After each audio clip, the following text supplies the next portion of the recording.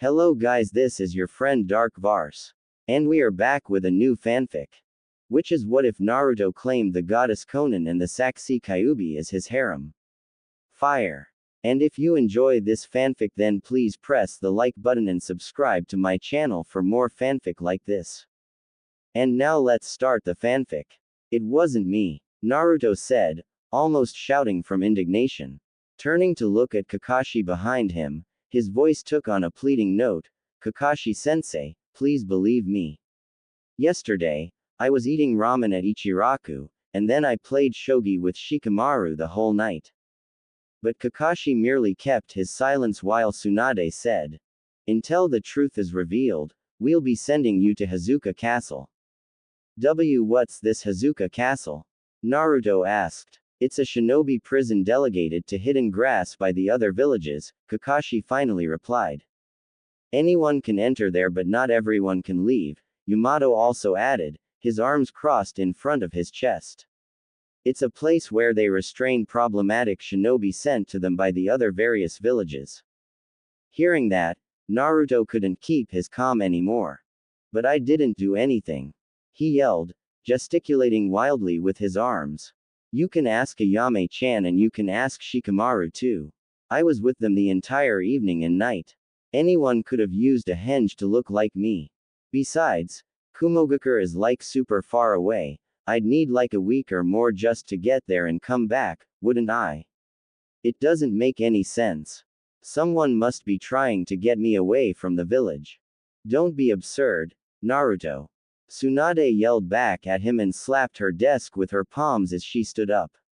Kumo wouldn't risk triggering a war on mere suspicions when a foe as dangerous as the Akatsuki is looming over all of us like that. Also, everyone knows your speciality in shadow clones and how much chakra you have. How am I absurd? Kumo also tried to kidnap Hinata-chan when she was little and then blamed us for their shinobi getting killed. I don't want to hear it. Take him away, Tsunade said. Seeing that they wouldn't listen to him, Naruto's hands instinctively went to form the seal for the shadow clone technique, but, as if he had been waiting for that moment the whole time, Yamato suddenly clasped his hands together like in a prayer and shouted. Mokuten. 4 pillars prison.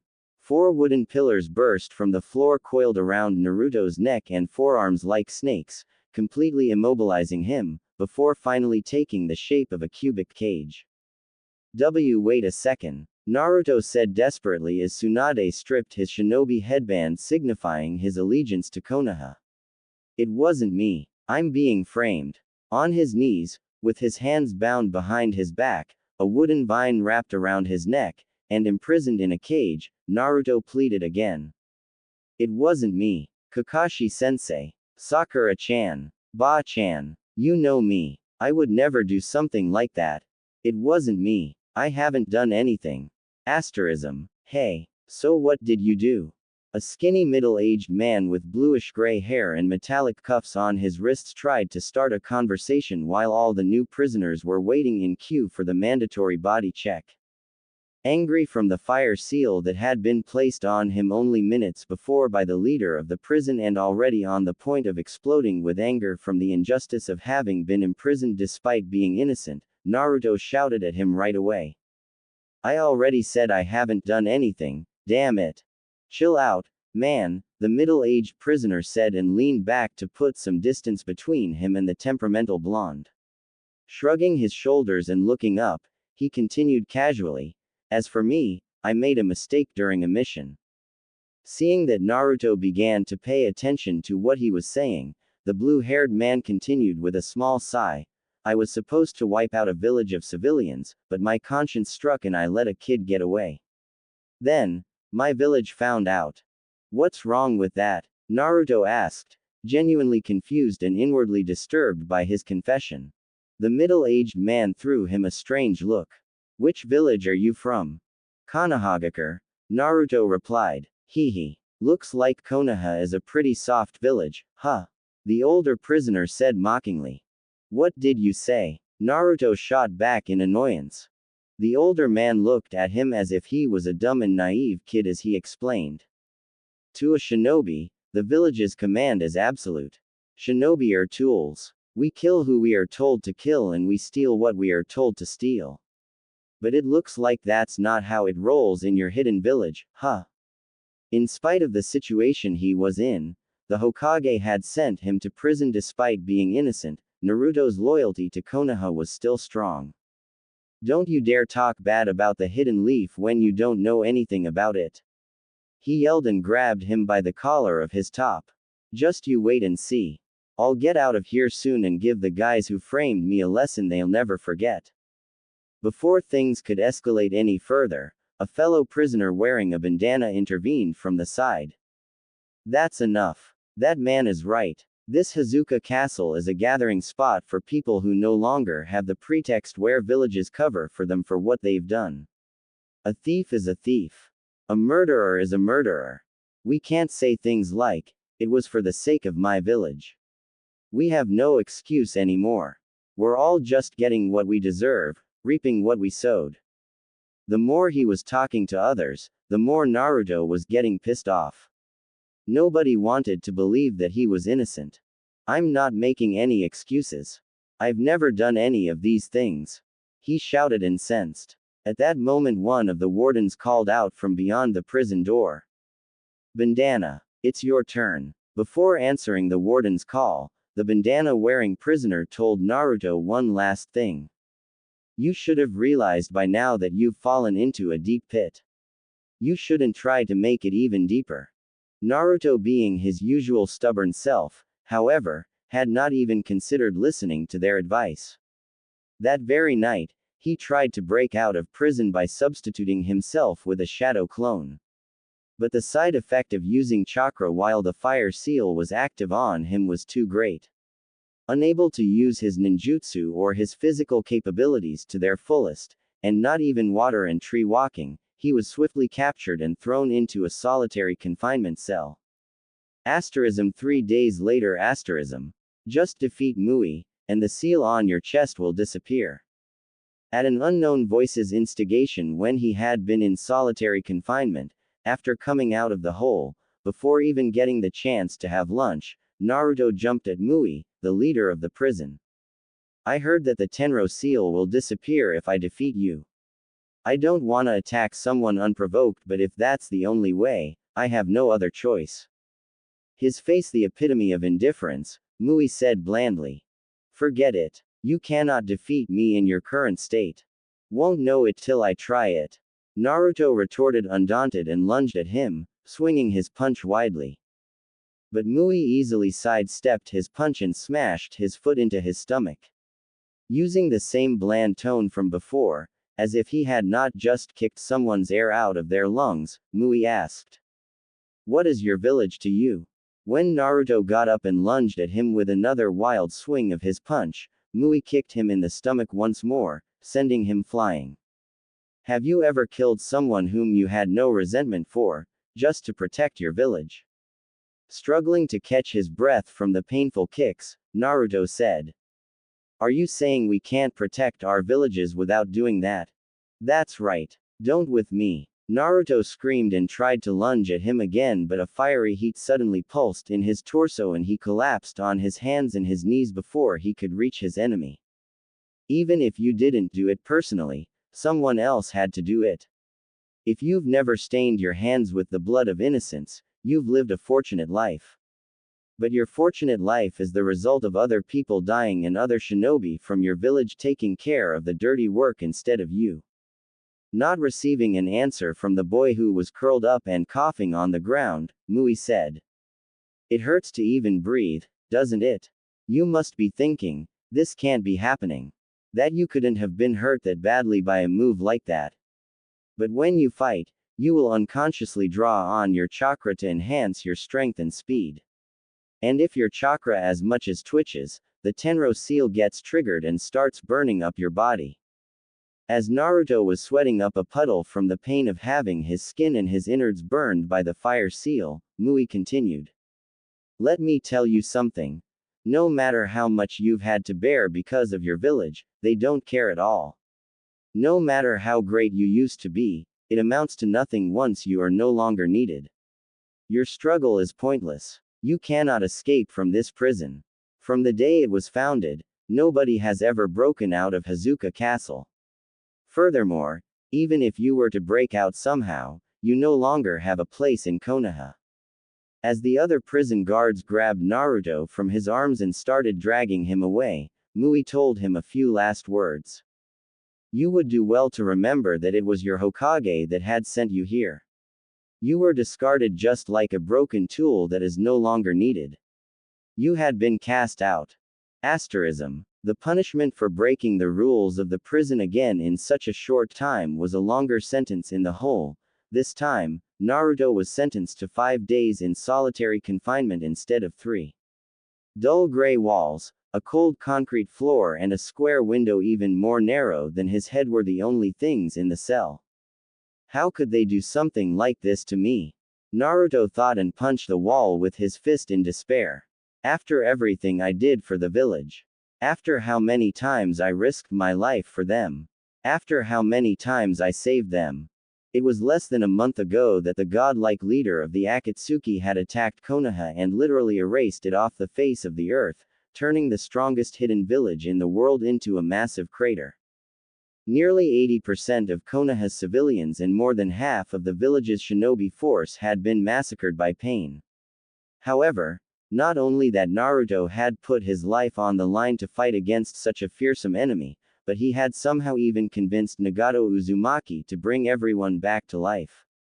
Never in Konohagakure no Sato's history had anyone done something as incredible as that for the village. Naruto had become the hero of the Leaf. Everyone had finally acknowledged his hard work, strength, and character. Yet, there he was now, only a few weeks after being hailed as a hero, framed for a crime that he had never committed and thrown into a prison famous for holding the worst shinobi criminals on the continent. The injustice of it all made him boil with anger. Not for the first time during this second stay in the hole, Mui's words resounded in his ears. Let me tell you something. No matter how much you've had to bear because of your village, they don't care at all. You were discarded just like a broken tool that is no longer needed. He closed his eyes tightly and clenched his fists. Of all the people, Tsunade had been the last he had ever expected to do something like that to him. He had looked up at her as if she was family. Naruto calling her Ba-chan was not simply to annoy her. To him, Tsunade had been almost like an auntie, or like a grandmother. Laying down on the cold concrete floor, he turned on his other side and let out a shuddering breath. 5 days in complete isolation and loneliness was not a short time for someone like him. Ever since he had become a shinobi, Naruto had hardly ever been completely alone. Even when he was not with his teammates or other friends from Konoha 11, in the worst-case scenario, he still had his shadow clones to keep him company. On some lonely days, as lame as it sounded, he would play card games with his clones or even football. But now, he was completely alone. There were no teammates, no missions, no friends, no Ichiraku, not even his shadow clones. There was nothing to distract him from his darker thoughts, nothing to take his mind away from his loneliness. There was nothing to stop him from thinking about the injustice he had been dealt at the hands of the village for which he had shed his blood and sweat numerous times. Even I can tell that hatred is spreading. I wanted to do something about it, but I don't know what. But I have faith that there will come a time when people can truly understand one another. But as his deceased mentor's words came to the front of his mind, Naruto couldn't hold in his anger anymore. What understanding each other? Understanding they threw me in prison without letting me defend myself. I didn't even have a trial. After all I've done for the village, they didn't even want to hear my side. After all that I've sacrificed for them. After all, he trailed off and broke into a sob. He couldn't remember when was the last time that he had cried. Damn it. Damn it all. He shouted and punched the floor repeatedly with the side of his fist. It was while he was crying that an explosion boomed from outside and the entire castle was rocked from its foundations. Greatly startled, Naruto jumped up to his feet and rushed to the tiny window in the back of his prison cell, trying to get a glimpse of what was going on. The gloomy skies above Hazuka Castle were covered by an endless swarm of white butterflies, and in the midst of it all, an angel-winged woman floated calmly, her black and red Akatsuki robe swaying softly in the wind. She was not shouting when she spoke, but her calm voice was heard in every corner of the castle prison. I do not wish to cause unnecessary bloodshed. Give me Uzumaki Naruto and you will be spared. This is your final. Standing on top of the tall walls surrounding Hazuka Castle, the leader of the prison, Mui, glared at the blue-haired woman flying in the sky. From the day Hazuka Castle was founded, none of the prisoners have managed to break out. Go away, Akatsuki. Your kind is not welcome here. The other wardens looked at their leader inwardly startled. Even after the angel-like woman had already attacked the castle, Mui still didn't retaliate. But, in their memory, Mui was not the kind of shinobi to ignore such acts or the type to hesitate when dealing with his enemies. They didn't know that, as one of the highest-ranking shinobi in Hidden Grass, Mui was well aware of Konan's identity and her real strength. A kunoichi that was capable of flight, especially an S-ranked criminal, would almost always have the advantage in battle. I tried giving you a way out. It's all on your head now, Konan said, and her body dispersed into countless tiny paper butterflies. In a matter of moments, the swarm of paper butterflies covered the entirety of Hazuka Castle's walls. His eyes widening at the sight of the thousands of explosive tags that covered the walls and building all over the castle's courtyard, Mui let out a shout at the top of his lungs. Everyone, get away from the walls. Now. But his warning came a little too late. The majority of shinobi and kunoichi among his subordinates heeded his words and quickly jumped to safety, but most of the wardens at the blood prison were not chakra users. They couldn't escape in time. A chain of explosions was suddenly triggered and the ancient and majestic walls surrounding the castle collapsed in a heap of debris, fire, and dust.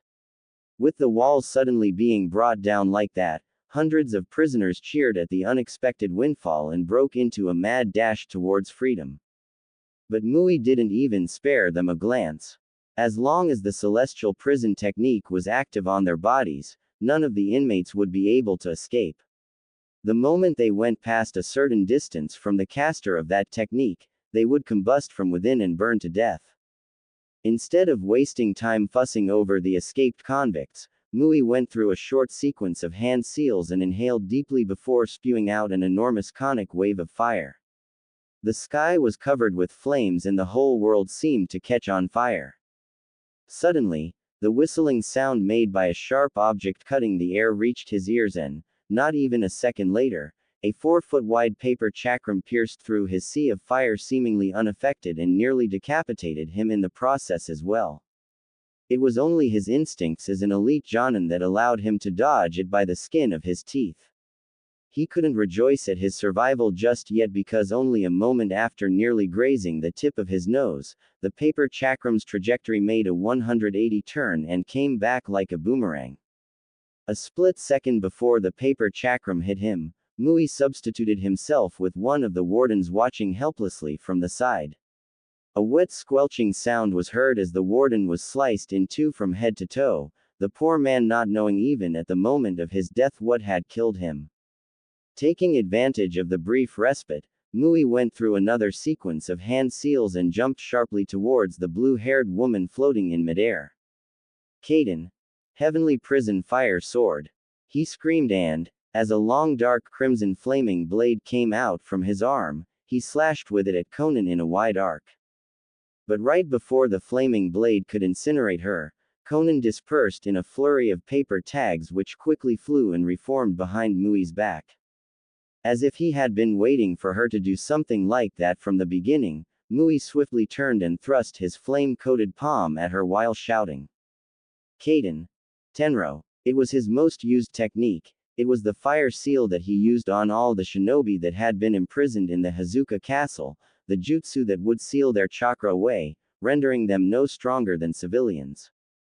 When he felt his palm touching solid matter, a small smirk of satisfaction appeared at the corner of his lips at having prevailed over such a powerful and troublesome opponent like Konan. No matter who they were, the moment that his celestial prison technique took effect on them, they would lose. But 1 second later, the blue-haired kunoichi started glowing with an ominous light. Any ninja worth their salt knew what was about to happen next, but, unfortunately, he was a step too late to get away. The Konan on whom he had cast his tenro was nothing more than a paper clone consisting of a few hundred explosive tags. A terrible explosion shook the entirety of the castle's courtyard, and all the wardens and convicts fighting against each other at that moment froze in their tracks. For the inmates who had been imprisoned for a long time and for the wardens that had worked under Mui's orders for years, Mui had been solidified in their minds as a powerful, nigh unbeatable shinobi due to his one-shot win tenro seal. He was one of the strongest and most capable shinobi of the hidden grass. To see that Mui collapsing to the ground as a corpse charred beyond recognition, they could not get over their surprise momentarily. Knowing that everyone's attention was focused on her at that moment, Konan said, "I will ask one more time. Where is Uzumaki Naruto?" Her manner of speech was calm, but nobody was fooled by that false lack of danger coming from her. Having watched her demolish the large walls of the castle and then making short work of Mui, her calmness and the myriad of paper tags swarming around her made her look even more dangerous. Asterism. The moment that Mui died, Naruto felt the tenro seal that was suppressing his chakra vanish. His hands making the familiar hand sign for summoning a shadow clone, a blue orb of chakra appeared in the palm of his hand next, and the outer wall of the hole he had been imprisoned in was blasted to smithereens. But as he jumped out of the cell, his steps paused when he noticed the destruction everywhere around him and the angel-like woman floating in the middle of the now ruined courtyard of the castle. "Konan, why are you here?" he asked, a note in his neck. The swarm of paper butterflies flying around the courtyard converged on Konan, and she slowly materialized and floated down in front of Naruto. "It looks like I made it here in time," Konan said. Leaving aside his ripped and ragged clothes and the tear marks that could be seen on his dusty face, Naruto appeared to be relatively well, uninjured. "How did you know I was here?" Naruto asked another question. "And why? Why did you come to save me? Have you forgotten our promise? The Hidden Rain and I will always support you," Konan said. It was then that Naruto remembered the words that Konan had told him several weeks ago after Nagato's death. "Yahiko and Nagato meant everything to me. Yahiko's dream, and Nagato's dream, if both of their dreams had been passed to you, then you now embody their dreams. Nagato put his faith in you. So will I. We, the Hidden Rain, will pursue their dreams together with you." Naruto had forgotten about those words. In truth, he had been so busy helping with the reconstruction of the village after Pain had turned into a crater that he had not really thought a second time about Konan since then. However, it looked like Konan was a woman of her word. Her promise had not been just empty words, she had really come to help him when she caught wind of his situation.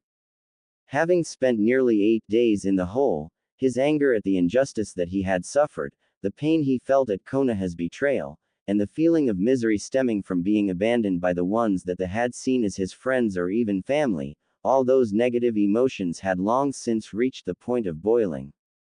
But the more his anger was raging at Konoha, the deeper was his gratitude for the one person that had come to rescue him in his darkest hour.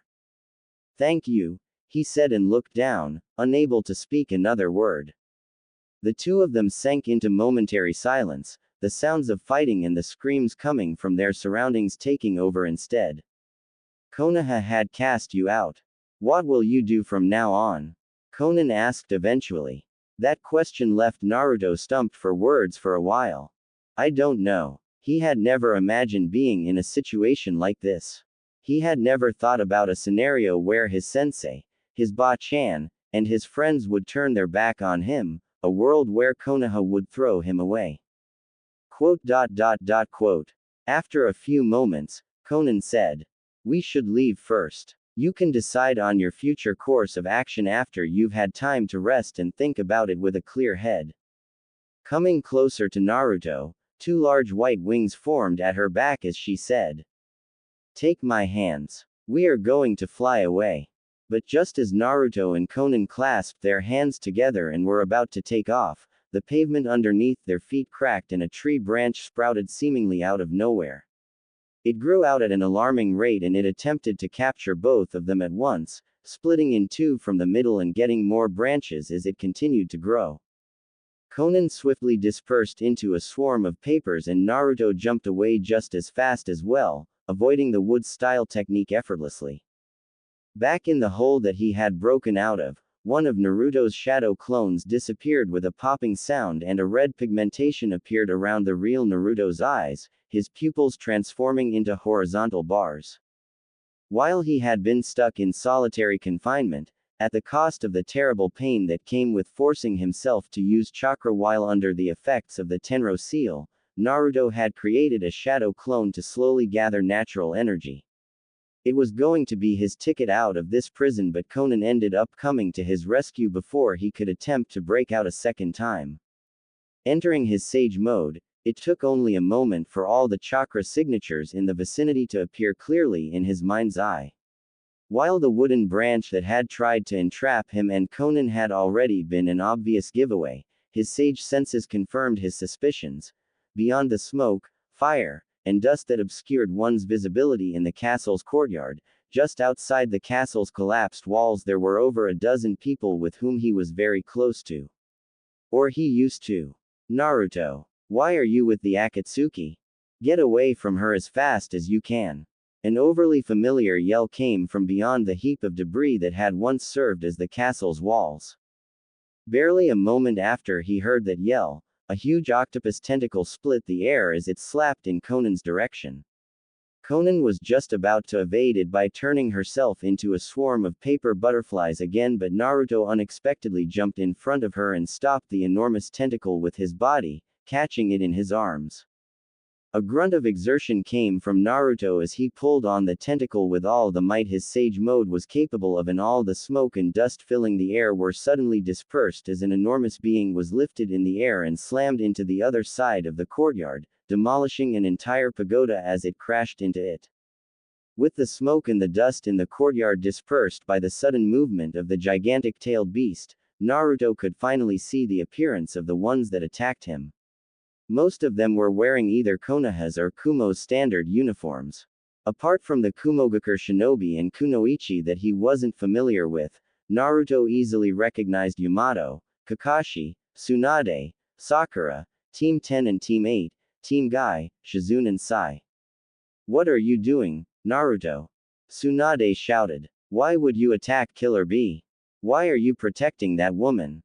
That's all you have to say?" Naruto asked through gritted teeth.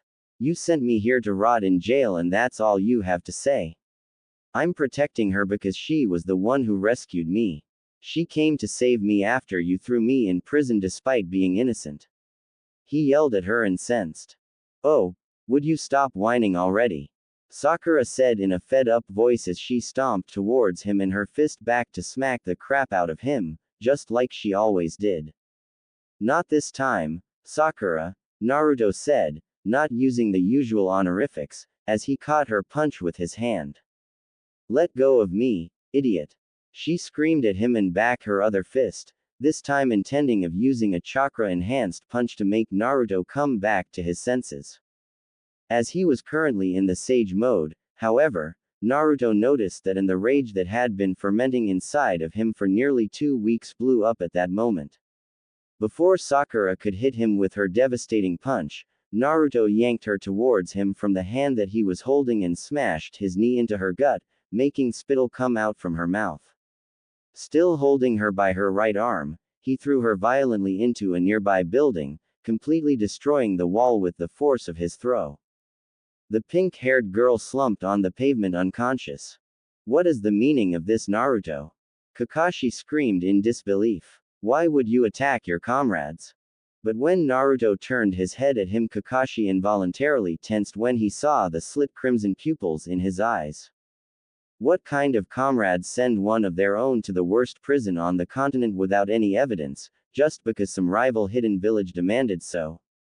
Naruto shouted, his voice sounding rougher than normal, a dark tinge to it. Naruto, this is a misunderstanding, Yamato tried to reason with him. It was our strategy to find out what the hidden grass had been plotting this entire time by sending you here. We've been stationed close by the entire time in case anything happened. I see, so it was a mission, Naruto said as if everything finally made sense. That's right, Yamato was quick to confirm, relief settling on his face when he saw that Naruto was convinced that easily by his words. You really thought I was going to believe that bullshit? Do you think that I'm that stupid? Naruto said, his voice quivering as he barely held his rage in. Outside of his control, the birthmarks on his cheeks thickened and darkened, the nails of his hands grew into claws and a red aura visible even to the eye appeared around his body. He isn't lying, Naruto. It was a plan created by Konoha and Kumo together. Trust me, Naruto, Shikamaru began to say only for Naruto to cut him off midway. Trust you. We played shogi the entire night before I was arrested. You could have vouched for me but you didn't. Shikamaru became silent, understanding that no matter what he said at that moment, considering Naruto's current mental state, it would only worsen the situation. How many times have I risked my life for the village? How many times have I saved Konohagakure? Who among any of you has done more for the village than I did? Naruto screamed this time, finally releasing all his pent-up anger and frustration. And what did I get for it? You threw me in prison despite that I was innocent. You cast me out, he said, tears falling from his eyes but evaporating in the corrosive chakra surrounding his body long before they could roll down his cheeks. He had always been an outcast. Ever since he was a young kid, the villagers treated him like a menace, they talked badly about him when they thought he couldn't hear them, he was shunned by the parents of other kids in the academy and told to stay away from their sons, and it wasn't just once that he noticed the hatred and contempt in their eyes when they looked at him. However, after graduating from the academy, he had saved the village more than once, culminating a bit over a month ago with defeating the leader of the Akatsuki and convincing him to bring all the casualties of his invasion back to life. He had thought that things were finally coming around for him. Especially after saving the village from pain, he had been praised as the hero of the leaf. It was all a sham, he said, his voice now calm and his tears dried. I've had enough of Konoha. But when Naruto turned around, Tsunade shouted after him. Do you realize what you're doing, Naruto? Are you going to defect from the village? I know exactly what I'm doing, he said without turning around. What about your promise? You swore that you'd become the Hokage. Are you going to renege on that? Naruto said nothing in return. Instead, he told the Konan. Let's go, Konan. Receiving a nod of confirmation from her, the two of them jumped away, intending to leave. However, it was not going to be that easy for them to escape. Having recovered by then from the brutal slam, the transformed killer bee sent half of his enormous tentacles at them and he wasn't the only one attacking them. Yamato cast another wood-style technique to entrap them and Kakashi slapped his palm against the ground, summoning one of his dogs. You must be crazy if you think you can escape from all of us. Gatsuga. Kiba yelled before he and Akamaru cast the special taijutsu move of the Inuzuka clan. Naruto cancelled his sage mode and quickly put his hands in a cross as he ran. Taju Kage Bunshin no Jutsu. Over 1,000 clones suddenly made the large courtyard of the Huzuki castle appear crowded and their voices made the air shudder as half of those 1,000 clones shouted together. Henge. 500 clones took on the appearance of Konan, imitating her perfectly before they all partnered up with one of the normal clones and scattered in pairs of two everywhere. Despite initially having superiority in numbers and combat strength two on their side, Konoha and Kumo's shinobi and kunoichi could only watch helplessly as the stupidly high number of clones scattered in all directions two by two. They didn't even attempt to stop them anymore, it was impossible to catch over 1,000 clones that had Naruto's capabilities with only so few of them. One more. A blonde woman shouted after downing a whole bottle of sake in one breath. One more coming, the bartender answered meekly and served her 3 more bottles instead of just one. By the time she was done drinking, it was in the wee hours of the morning. Barely keeping herself standing, she wobbled out of the bar slowly, leaning against walls and fences as she made her way towards the outskirts of the village. She didn't want to return to the Hokage Tower just yet. Though she could dispel the alcohol flooding her system in a second, she refused to do so. She needed that buzz. She didn't feel strong enough to deal with reality without its help at that moment. However, the cool air of the morning brought back some clarity, and along with it, memories of the previous day started playing at the front of her mind. I'm protecting her because she was the one who rescued me. She came to save me after you threw me in prison despite being innocent. Maybe because she was drunk, or maybe because she was simply at her limit, Tsunade started crying softly as she wobbled down the empty streets all alone. Things weren't supposed to end up like that. She had never imagined that her decision to leave Naruto clueless about the truth would bring about such an outcome. She had just not been able to trust his intelligence and tell him that he was being sent on a mission, instead of letting him believe that he got cast out and abandoned. I should have pressured the Raikage to send Killer Bee to Hazuka Castle instead of Naruto. I should have been more insistent. Konoha and Kumo suspected that Kusagaker was preparing for something big, and they decided to nip it in the bud because they couldn't afford to let them start another war, not while the Akatsuki threatened to take over the world by acquiring all the tailed beast and doing God knew what with them. In order to catch them red-handed, however, they needed to throw some bait. In this scenario, the only thing that would bait Kusa into acting out was to send them a Jinchuriki, someone with chakra reserves large enough to tempt Kusagaker into opening the box of ultimate bliss.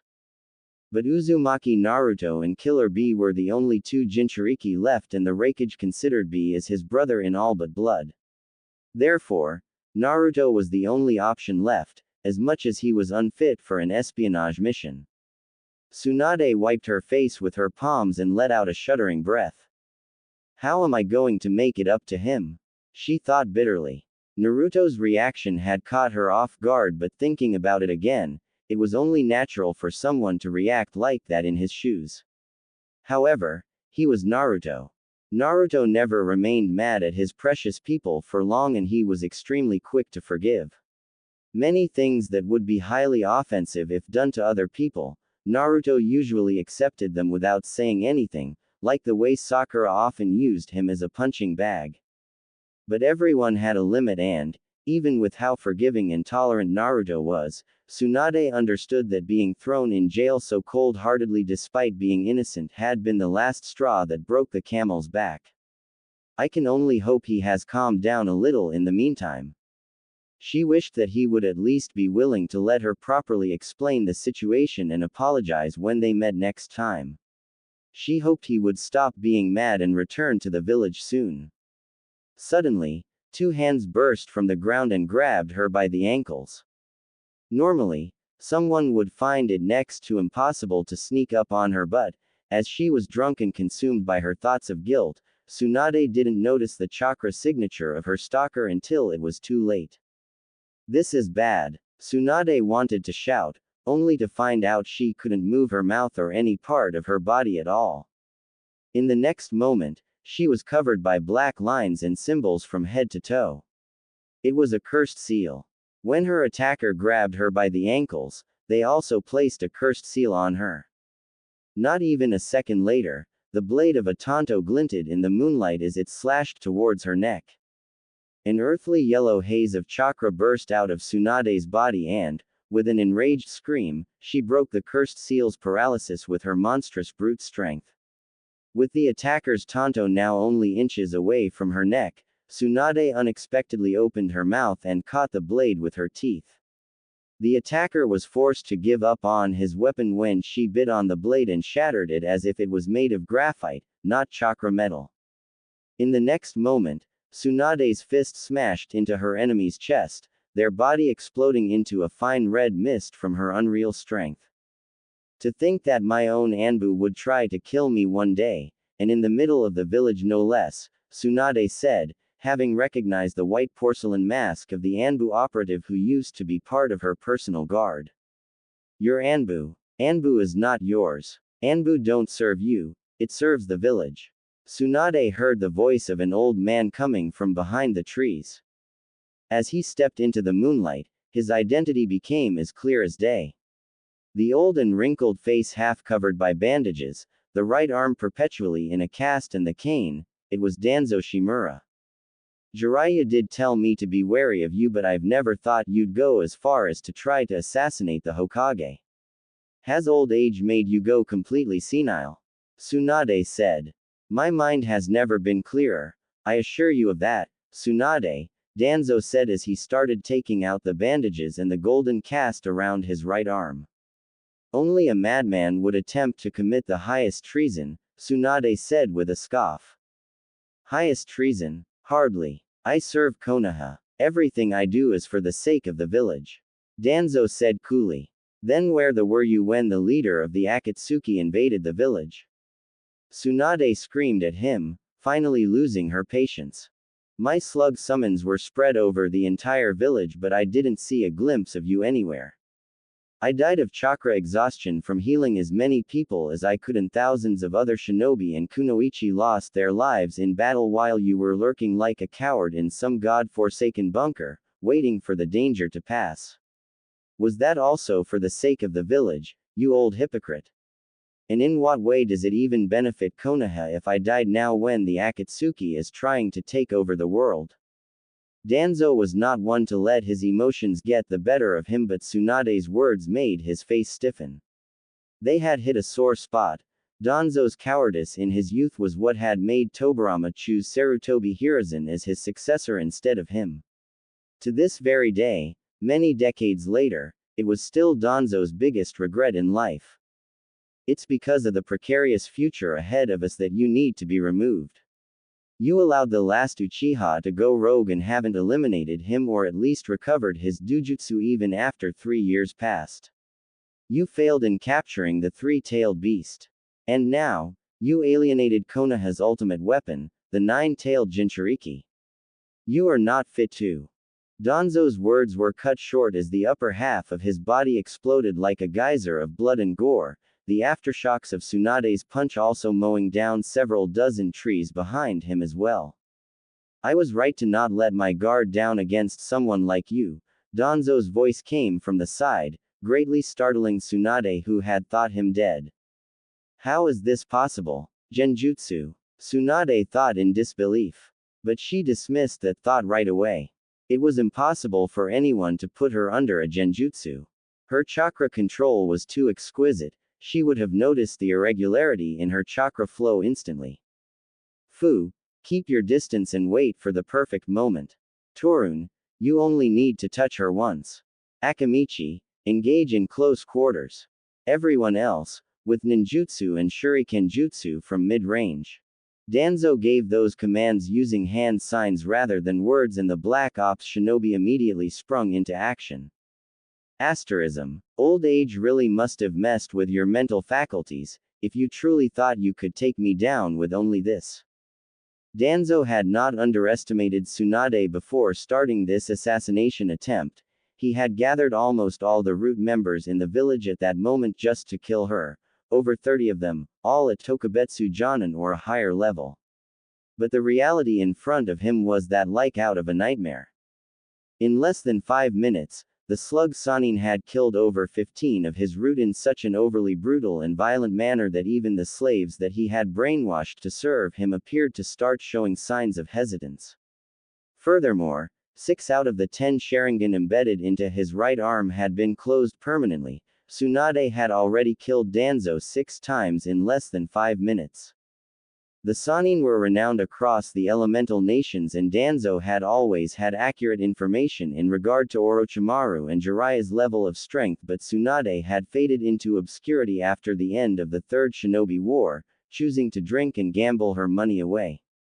Danzo had never expected her to have cultivated such a terrifying level of strength.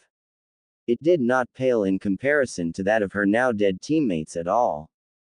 No, she's even more dangerous, Danzo thought as he watched how the bloody holes he created in Tsunade's thigh with his vacuum bullets wind technique were fully healed in a second.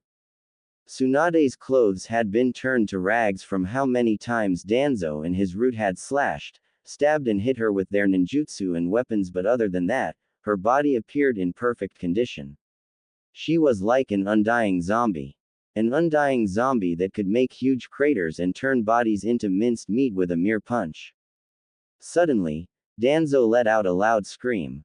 Now, a shadow suddenly appeared on the ground illuminated by the moonlight and momentarily immobilized Tsunade.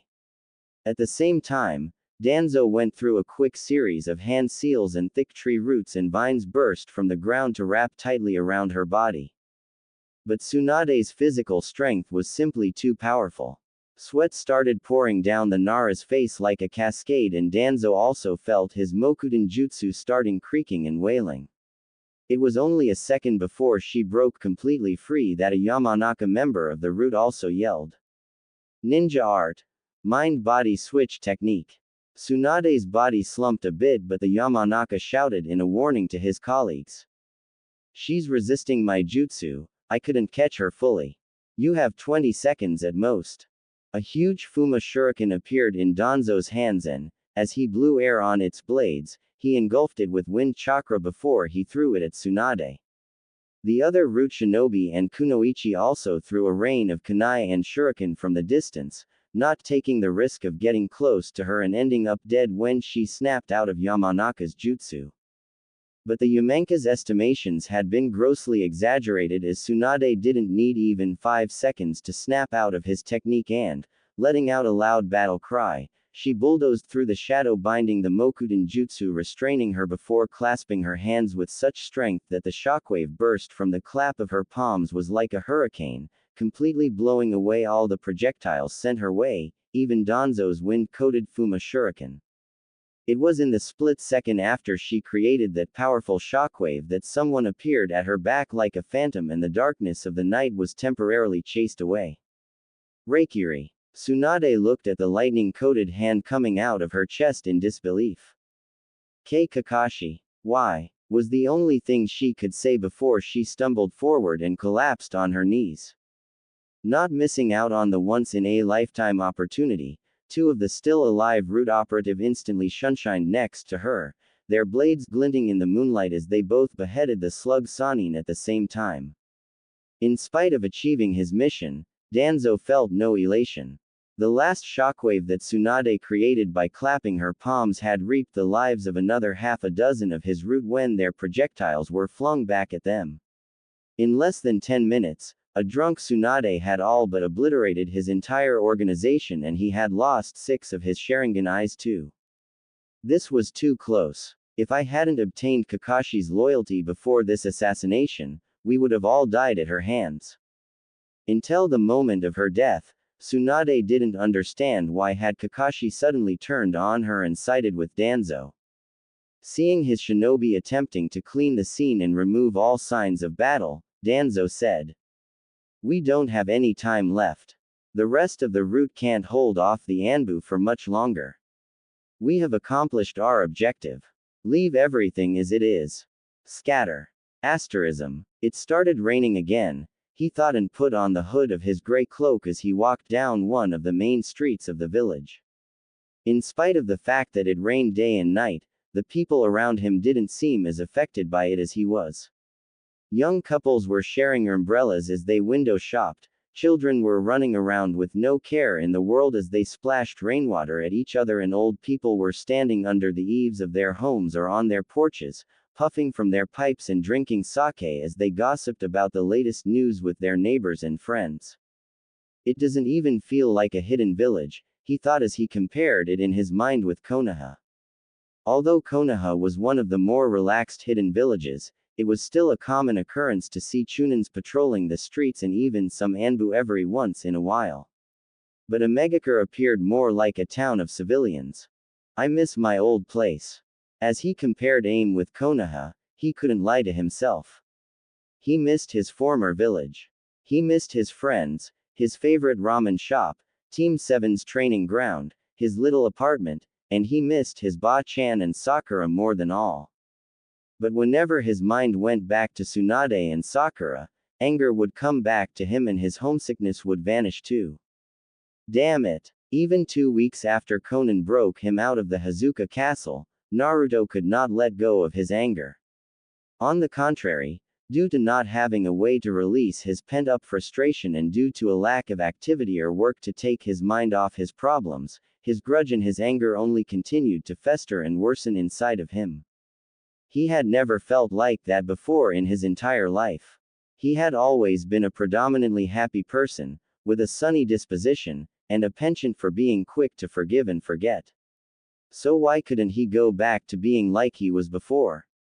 What was the rage smoldering in his veins whenever his mind went back to Konoha? And why were his sweet memories of the village slowly being overrun by memories that he had forgotten he still had? Memories of other kids joining hands to rough him up in the academy. Memories of random villages spewing vitriolic words at him. Memories of Iruka often singling him out in the academy and using him as a negative example to his classmates. Memories of Kakashi giving Sasuke preferential treatment during the month before the last stage of the Chunin exams and dumping him to a useless Jonin who hated his guts. Memories of Konoha completely ignoring his incredible feat of defeating Gaara and the fully manifested Ikibi and not promoting him to the rank of Chunin. And the torrent of bad memories wouldn't stop at that. Scenes of Jiraiya throwing him off the cliff or purposely enraging him to the point of nigh madness just to bring out Kyuubi's chakra, memories of Jiraiya ditching him in order to fool around with hookers, the numerous times Sakura punched him for even the slightest inconvenience he caused her, the memory of Kiba often mocking him and putting him down for his dream or the memory of Akamaru taking a piss on his face while he was sleeping etc. It was as if until then he had looked at the world through a pair of rose-tinted glasses, but now that he took them off he couldn't tear his eyes away from the ugliness that he had overlooked before. It was as if a side of his personality that he had forcefully shut down up until that moment was now finally coming to the surface and trying to take over. The more he thought about it, the angrier he got. Outside of his control, his eyes gained a blood-red color and the thin birthmarks on his cheeks became darker as his rage facilitated Kyuubi's chakra's infiltration into his system.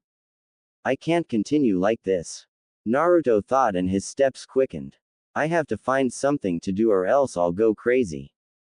And going crazy was the last thing he needed at that moment. I can't inconvenience Konan any more than I already do. He wasn't exactly the most capable person when it came to matters related to money and the economy, but even he understood that Omegakure was currently not in a good spot. He didn't want to make more problems for Konan. The Land of Rain didn't have a daimyo to sponsor the hidden village in it, and the country itself was completely isolated from the outside world. There was no diplomatic contact with their neighbors, not even merchants were allowed to pass Aim's borders. Under Nagato Uzumaki's rule, the village hidden in the rain had experienced a period of development, peace, and wealth like never before in its entire history. However, Nagato was dead and Konan was no longer part of the Akatsuki either. With Aim completely isolated from their neighbors and with its previous source of income gone, Akatsuki's activities, the village's economical situation was in dire straits. Ero Sennin died almost 3 months ago, but the destruction left by his battle with Nagato is still here, they haven't repaired anything. Thinking of that, Naruto was suddenly struck by an idea. What if I helped Konan with repairing that damage? It seemed like a good way for him to repay her for what she had done for him. After my friends in my village abandoned me, she's the only one who took my side. In his darkest hour, Konan had been the only person to come to his rescue.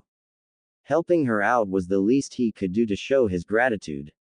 Suddenly invigorated by finding a new goal for himself, Naruto's spirits rose as he broke into a shinobi sprint towards the tallest tower located at the center of the jungle of steel and concrete known as the Hidden Village in the Rain. As Pain's tower appeared in his sight, Naruto's sprint gradually slowed to a walking pace. Although in Konoha he used to not care about his manners and often burst into Sandame's and Tsunade's office without even knocking, that was due to his familiarity with them. In AIM, he subconsciously restrained himself from acting like that. I need to speak to Konan. Can you tell her that I am here? Naruto said to the two shinobi that could be seen standing guard in front of the doors leading to Konan's office. Please wait a moment, one of them replied politely and, after knocking twice on the door, he went inside to let Konan know of his arrival. Not for the first time since he arrived in Omegakure, Naruto was inwardly taken aback by people's attitude towards him. He was not used to others treating him so politely. Omegakure was completely shut off from the outside world, so there was nobody except for Konan who knew his real identity. However, everyone that was aware of the fact that he was in Konan's good graces was treating him with their utmost respect. It made him understand all the more just what kind of position Pain and Konan were holding in their subjects' hearts. Tenshi-sama agreed to your request. Please follow me, the guard said when he returned and opened the door wider for Naruto to come in. Despite how much more modern and technologically advanced Omegakure looked with its tall metallic skyscrapers and its intricate systems of pipes compared to Konoha, Konan's office didn't look much different from Hokage's office that he was familiar with. To the right of the room, there was a gray desk with rounded corners and a black leather chair, while on the opposite side, windows as large and as wide as the office itself offered a great view of the hidden village's cityscape. Hello, Naruto. Is something the matter? Is there something you need? Konan momentarily put down the piece of paper she was reading and looked up at him. At the same time, she signaled her shinobi to leave them alone. I've been thinking, is there anything I can help you with? Naruto asked. Konan adopted a pondering expression as she put her elbows on the desk and interlocked her fingers. What brought this on? Has anyone given you a hard time? No, he said quickly. Everyone is so polite that it's weird. I just wanted to do something, anything, to be of help. Seeing Konan keeping silent, he added. I saw the place where Ero Sennin and Nagato fought. I was thinking, maybe I could try to clean it up. If you had to hire someone, you'd need a few dozen of people and it'd take weeks just to move away the debris. But I can make hundreds of shadow clones, I'd get it done in no time. He said and grinned. Konan stood up from her seat and went to the large windows, gazing at the sight of the village below. I appreciate your thoughts, but it would be better if you waited until tomorrow morning. It's getting late and from today onwards, there will be a curfew starting from 8 o'clock. Curfew? You mean like a rule for people not to come out of their homes after that hour? As Konan put her hands behind her back, unintentionally making her chest stand out, Naruto realized that it was the first time he was seeing her without her Akatsuki cloak. However, he quickly tore his eyes away from her and looked at the village below as well. I have no reason to hide it from you, Naruto. AIM is not in a great situation currently. Ever since we killed Hanzo almost 6 years ago, Nagato chose to isolate AIM completely from the outside world, and it has worked for us due to how lucrative our activities as Akatsuki have been. Interpreting Naruto's look as a form of reproach, she explained. Long before Akatsuki started hunting down Jinchuriki, we've been an elite group of mercenaries taking on all kinds of missions. Many hidden villages frequently hired our services, and a large part of that income came to Omegakure. Hidden villages used to hire Akatsuki? Naruto said, scandalized. Yes, Konan said, her tone never changing from the beginning until now. For example, Tsuchikage was one of our biggest customers. Sunagakure often employed our services as well. We've even made business with Konoha too at some point. But with Nagato dead and Akatsuki effectively disbanded, that significant source of income has disappeared. Taking Naruto's silence as a sign to continue, Konan said. We are more than self-sufficient when it comes to food, clothes, and other products necessary for our daily lives. Before the Shinobi Wars brought AIM to ruin, the Land of Rain used to be one of the biggest exporters of rice, fish, and canned food. Nevertheless, there are also things that we could never make by ourselves, such as electricity. Over the past 6 years, we have been using the deposits of coal stockpiled before, during Hanzo's reign, but those deposits are now dwindling. And not only that, we don't have the funds to buy new resources, we don't have from to buy either. Naruto had never given any thought to such things before. He hadn't known how electricity was created, and he had never realized how many troublesome and difficult things the leader of a village had to handle.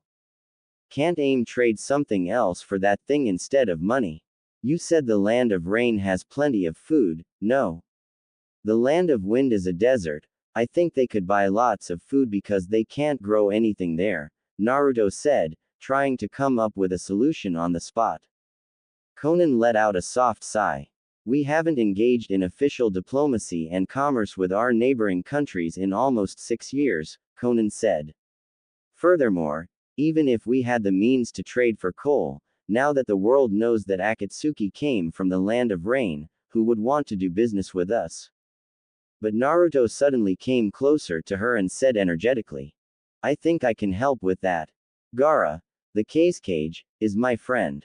But, does the land of wind have coal? Konan shook her head as she said, the land of wind doesn't have coal, but they have rich reserves of natural gas and oil. But Akatsuki captured Gaara and he died. What makes you think he'd ever want to trade with a Megakure? Gaara is my friend. I'm sure that but his words remained stuck in his throat. He was unable to continue when he thought that it was also his friends that sent him to prison despite that he was innocent.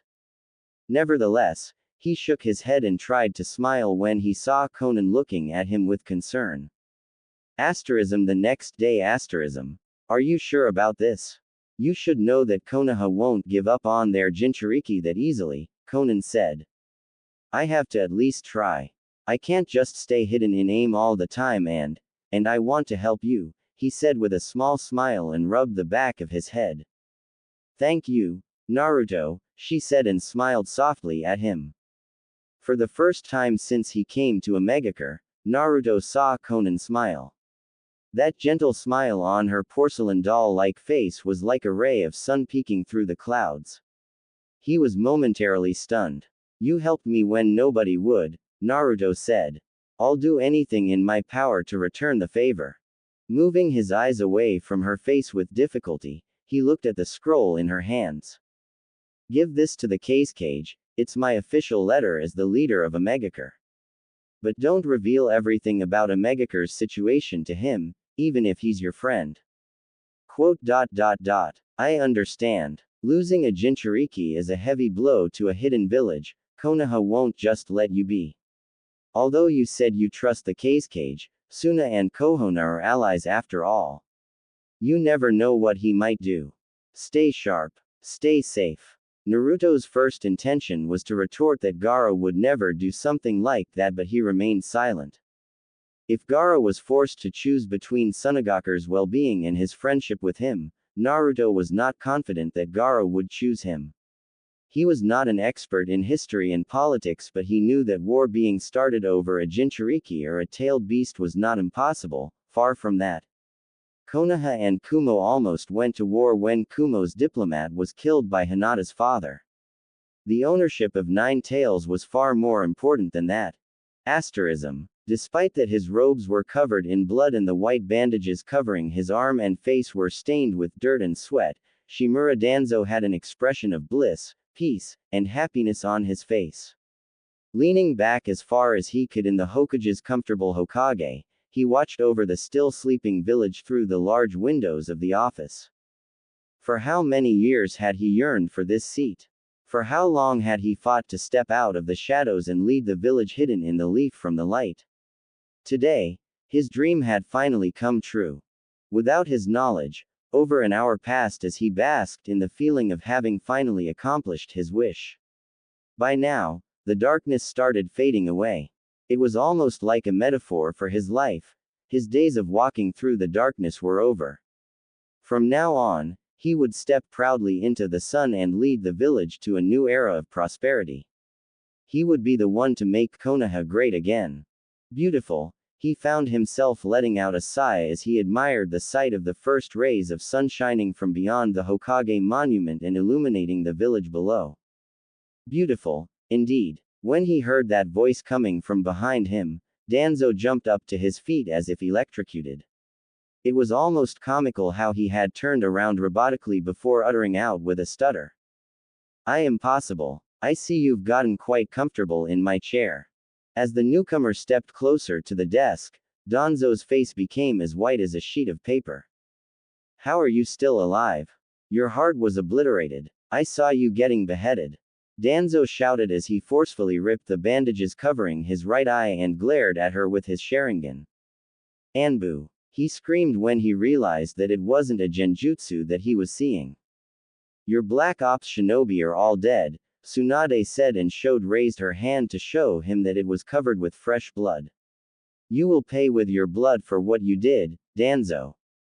I swear it on my life. A smoke bomb suddenly went off and the sound of glass being broken was heard as Danzo jumped through the window before he used a body flicker technique to run away. You won't escape. She screamed enraged. My name isn't Tsunade if I won't rip apart your limbs one by one today.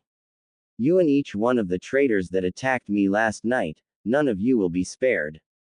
The floor of the Hokage office suddenly cracked like a spiderweb and collapsed in a heap of rubble as Tsunade jumped away with all her strength, leaving a sonic boom behind. Danzo just came out from his body flicker movement when someone unexpectedly grabbed him by the back of his high-collared robe and he felt the air leave his lungs as he was suddenly lifted up and thrown away like a cannonball, all the way to the outskirts of the village, into the woods. But his decades of experience as a shinobi allowed him to maintain his composure and he quickly went through a series of hand seals. A mass of soft-looking wooden vines came out of his body and encased him completely, like a cocoon. The wooden cocoon smashed into several dozen trees before it finally came to a stop. When the vines parted, Danzo crawled out of the cocoon seemingly unharmed, but he was so dizzy that he suddenly bent over and emptied the contents of his stomach on the ground. But when he straightened his back and wiped his mouth with his sleeve, Tsunade appeared in front of him like a phantom. By the time he saw that her hand was right in front of his face, it was too late. He had no time to react whatsoever as Tsunade's hand moved like a viper and plucked out his right eye, just like Danzo had done a decade ago when he stole that eye from Shisui. Danzo could only gnash his teeth when he saw Tsunade squash his precious Mangekyo Sharingan into a bloody paste, but he did not waste even a split second before he disappeared with another shunshin.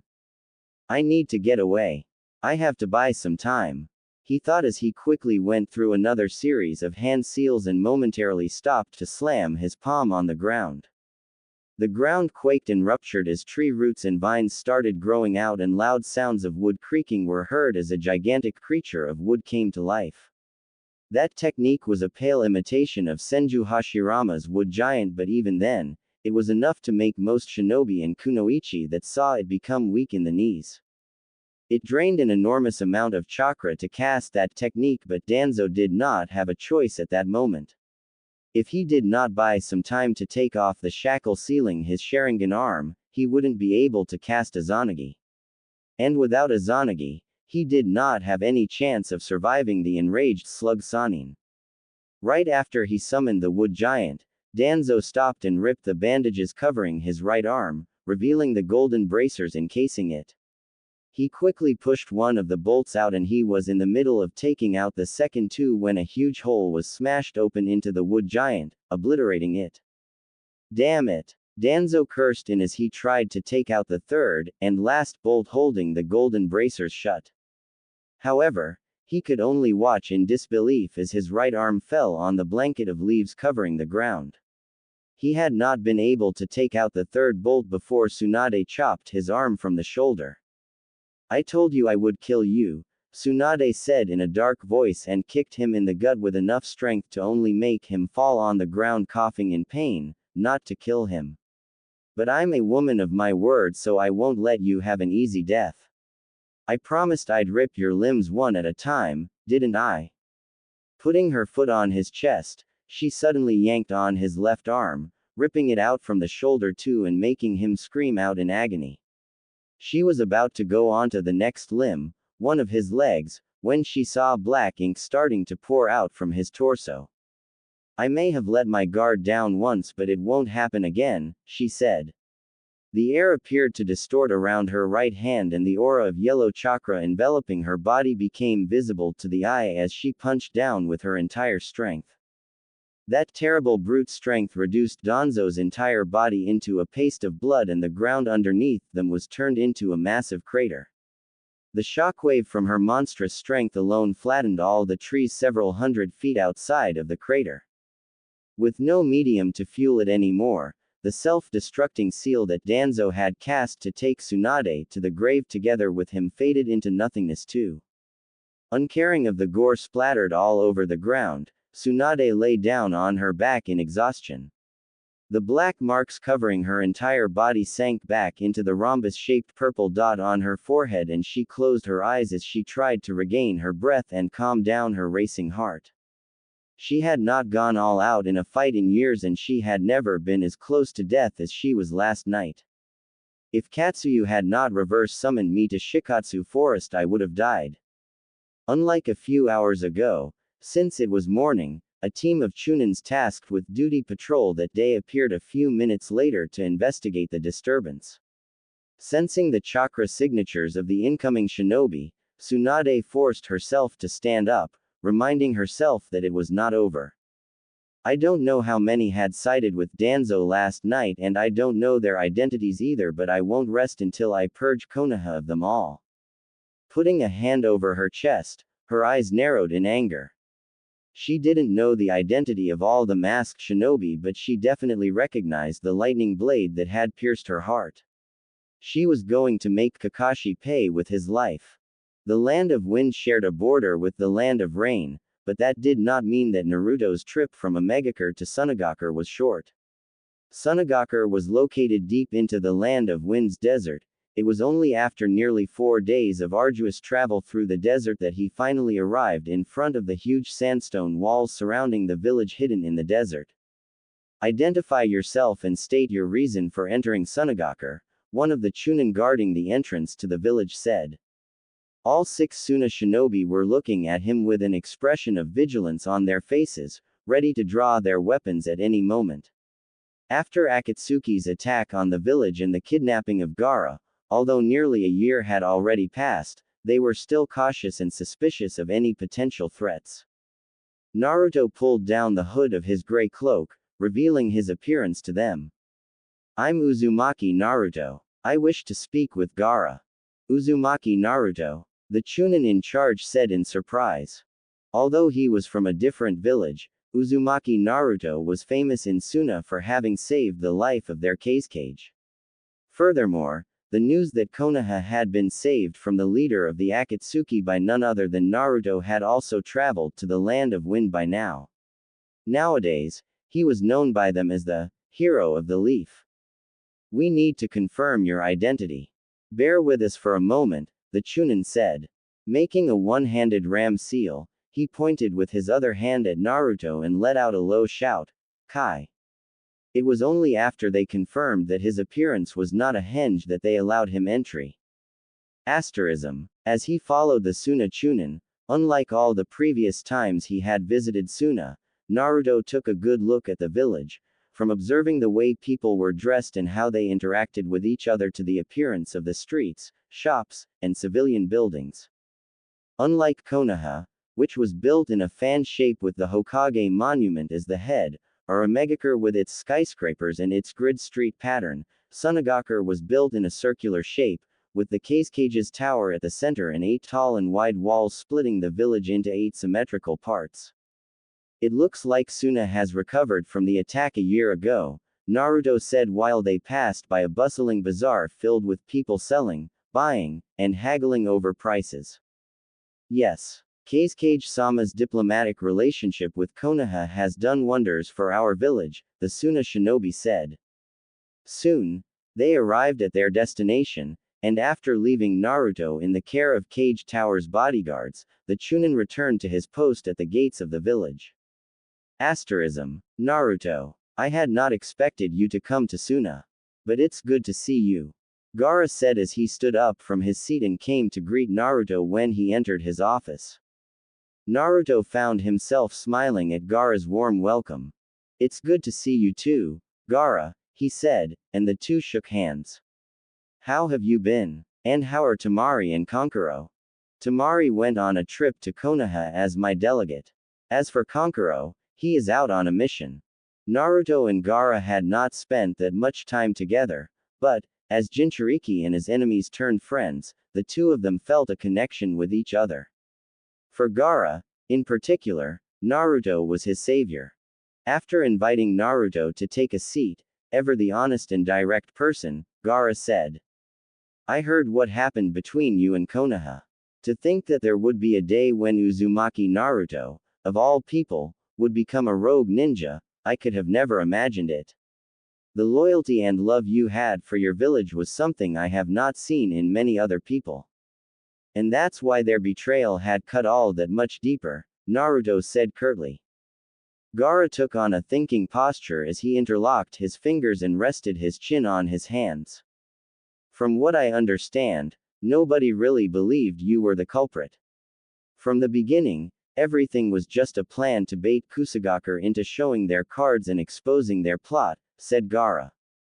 But, as it was always the case after escaping from the Hazuka castle, every time he was reminded of how he was unjustly arrested and thrown into prison, Naruto couldn't keep his cool.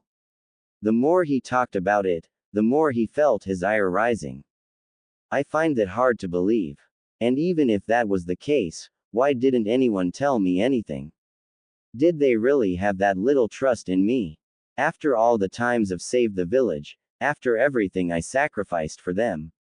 Realizing that his voice was starting to resemble a shout now, Naruto suddenly stopped talking and looked to the side. After letting out a sigh, he said, Never mind that. Whatever was there between me and Konoha, it's all in the past. I didn't come here to talk about them. To everyone who knew him, Uzumaki Naruto was someone who always wore his emotions on his sleeve. He laughed when he felt like laughing, he screamed when he felt like screaming, and he punched people in the face when he felt like doing that too. It was unlike him to stop his outbursts and control his emotions like that, and Gaara didn't miss that change in his behavior either. A momentary silence was instilled. I came here as a diplomat, representing the land of rain, Naruto said after a while and took out a scroll from a pouch strapped to his waist. The land of rain, Gaara said, his eyes widening in surprise. Don't tell me, Naruto, did you ally yourself with Akatsuki? I understand you don't like Konoha anymore, but is your desire for vengeance so high that you'd even go as far as to seek Akatsuki's help? They're the ones who are trying to hunt down all the Jinchuriki. The Akatsuki isn't affiliated with the Land of Rain anymore, Naruto said. Konan, Pain's former right hand, has defected. And she is the one who broke me out of Hazuka Castle. When my friends and comrades abandoned me, she was the one who took my side. Gaara stood up from his seat and put his hands behind his back as he turned around to look at the village through the small circular windows of his office. Won't you at least take a look at the message in the scroll? Naruto asked. You're putting me in a very difficult position, Naruto, Gaara said. I received word from Konoha last week that they have started sending search parties for you. And now, not only are you a rogue nin, but you've also allied yourself with one of the former Akatsuki, and all of these things happened while the 5 great nations are about to have a cage summit a few days from now. They can send whoever they want after me, I'm not going back, Naruto said resolutely. But why are the 5 nations having a cage summit? Why else? Because of the Akatsuki, of course, Gaara said, turning around to look Naruto in the eye. The Raikage's brother was hunted down by the Akatsuki. Specifically, Uchiha Sasuke was the one who captured him. Sasuke did, Naruto said, the tone of his voice and his facial expression not giving Gaara any hints in regards to his inner feelings. Yes, he had joined the Akatsuki, and they have already hunted down all the Jinchuriki except for you. And with his brother now dead too, the Raikage is hell-bent on going to war with the Akatsuki and annihilating them all, starting with a manhunt for Uchiha Sasuke, of course. The Naruto in Gaara's memories would have reacted in a very vocal manner to that news. Gaara would not have it put past him to even leave at that exact moment and go to speak to the Raikage in person and plead for Sasuke to be spared. However, the current Naruto in front of him was silent, not showing any outward reactions. "You're a lot calmer than I was expecting," Gaara said. "Eventually, we all reap what we sow," was what the blonde said after a while when he realized that Gaara was waiting for him to say something. "Are you not worried about him? I thought he was your best friend. I chased after him for years to bring him back to Konoha. But I have defected from the village myself. What's the point in still trying to chase him down?" Naruto said and shrugged. "As for being friends, I don't know about that." "What do you mean? I thought I had many friends. I thought that the entirety of Konoha was my family," Naruto said. "But you know as well how that worked out for me. Sasuke shoved a lightning blade into my chest, and Konoha threw me into prison. There's only so much one can take. I am only human too. With this kind of friends and family, I don't need enemies anymore." After saying that, Naruto stood up from his seat and took the scroll back from the desk. "Are you leaving already?" Gaara asked in surprise. "I can see you don't want to talk about Omegakure. Honestly, I half expected it to go that way. Konan told me so too. After all, you were killed by the Akatsuki, and you're also the Kazekage. You've got to think about the Suna's prosperity first of all. I'll be on my way. Stay safe, Kazekage-sama," he said with a short bow and left. Gaara half raised his hand, wanting to stop him from leaving, but he gave up in the end. As much as it hurt him for Naruto to subtly tell him that he doesn't see him as a friend anymore but as the leader of a village, it was true. He was the Kazekage. He couldn't put his personal feelings and relationships before the well-being of his village. Developing a diplomatic relationship with Omegakure, Akatsuki's country of origin, and aiding a fugitive Jinchuriki like Naruto while Konoha was searching for him would not be in the best interest of Suna. Not in the least. Asterism. It was night. After an entire day of traveling through the desert, Naruto finally stopped and set up camp at the base of a cairn, a pile of rocks marking the road through the desert. The nights in the desert were very cold, so he started a fire and basked in its warmth as he ate some field rations for dinner. "You're such a child. What you speak of are all fantasies. A ninja must sometimes make very harsh decisions." The words that Uchiha Itachi had spoken to him through a genjutsu in the past came to Naruto's mind as he sat down by the campfire.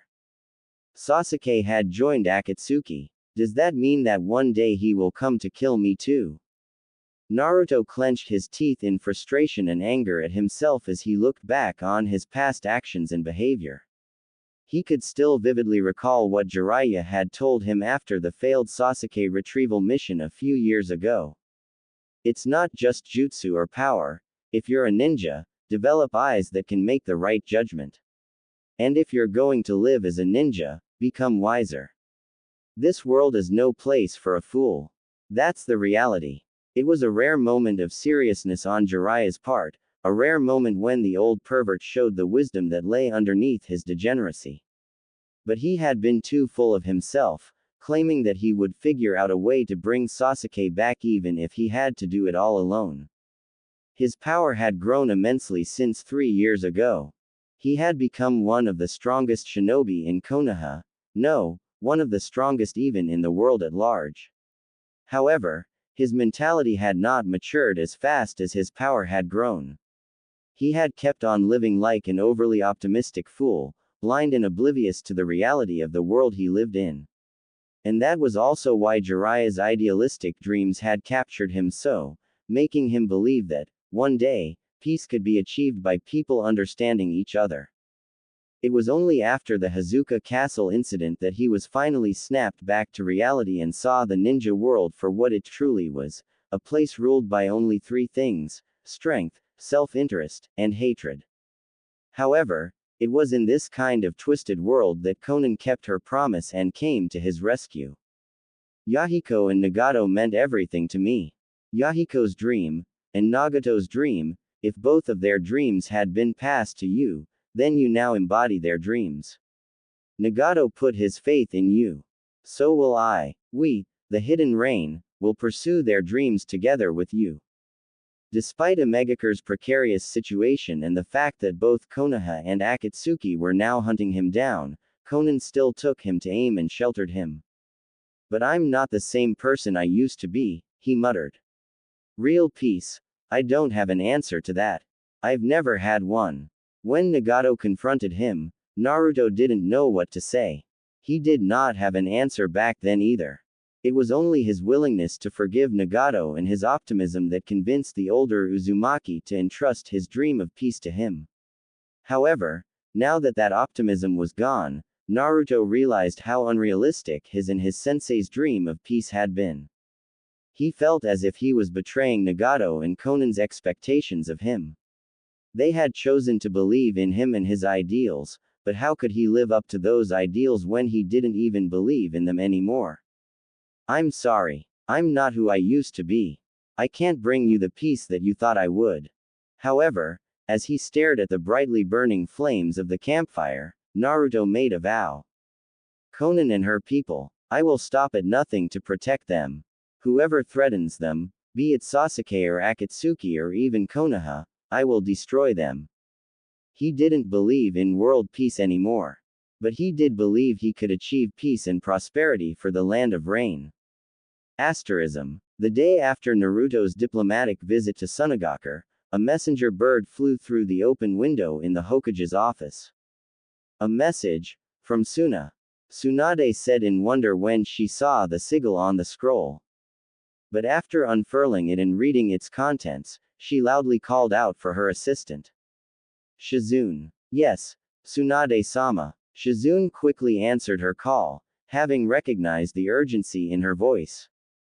Send word for Kakashi, Yamato, Sakura, Sai, and Team Guy to come to my office. Asterism. Hokage Dono. Greetings. Today, on the 27th of September, Uzumaki Naruto came to Sunagaku as a diplomat on behalf of Omegaku. For obvious reasons, I had to refuse him. Unfortunately, he left right after, and there was nothing I could do to hold him. From my conversation with him, I have learned that he now resides in the land of rain. I ask of you both as an ally of Konoha and as a friend of Naruto, please proceed with caution. He is not the Naruto we used to know. Not anymore. Best regards, Gaara, the 5th Case. When Tsunade finished reading Gaara's short letter out loud, a silence so deep that one could hear a pin drop was instilled in the Hokage's office. I've been sending teams of Chunin and even Anbu searching for Naruto's whereabouts, but we couldn't find him for weeks. Who would have thought he would go to the Hidden Rain of all places? Omegaku. Sakura said alarmed. Isn't that the place where Akatsuki came from? Why would he go there? That's what you need to find out, Tsunade said curtly, and Sakura became silent. Everyone straightened their posture and listened intently to what she was saying. Ever since Danzo and his Black Ops organization tried to assassinate her, it appeared as though something changed at Tsunade. Unlike her easygoing and slob-like behavior from before, these days there was a sharpness in her eyes and such an intimidating pressure that even Sakura, her pupil, didn't dare to act up or ask needless questions anymore. Neji. Your job in this mission is to ascertain whether Naruto has been placed under a genjutsu or not. Yes, Hokage-sama. Neji acknowledged her respectfully and bowed. Sakura. Why yes. The girl replied and stood to attention. Naruto has always had a weakness for you. Your job is to convince him to come back home peacefully. Yes. Kakashi, Guy, and Rock Lee. Should Sakura fail to convince Naruto with words, your job will be to take him back by force. Yes, Hokage-sama, the three replied seriously. Yamato, you are to support them from the side. You have my permission to use your most powerful Mokudan technique to restrain Naruto if he taps into Kyuubi's power. Understood. Then, what about me? Tenten asked meekly when she saw that everyone was given a task except for her. The girl involuntarily flinched when Tsunade's eyes focused on her next.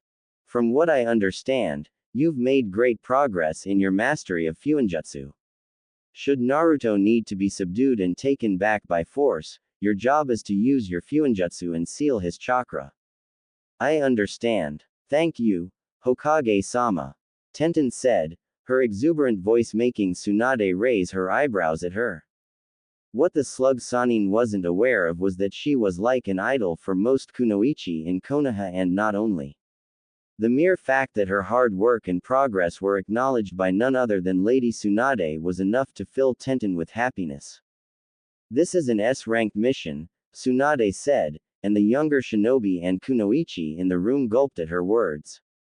Prepare yourself for the trip today. Tomorrow, at dawn, you will be leaving for the land of rain. You are dismissed. Hi. Everyone answered in a chorus and proceeded to leave the Hokage's office one by one.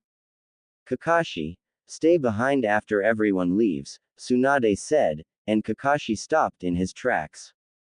Once there were only the two of them left in the office, Tsunade stood up from her desk and walked in front of him. Even with his many years of Anbu experience and numerous dangerous situations in the line of duty, Kakashi couldn't help the way his body subconsciously tensed at her proximity. It reminded him of how he felt the last time he had met Orochimaru face to face alone.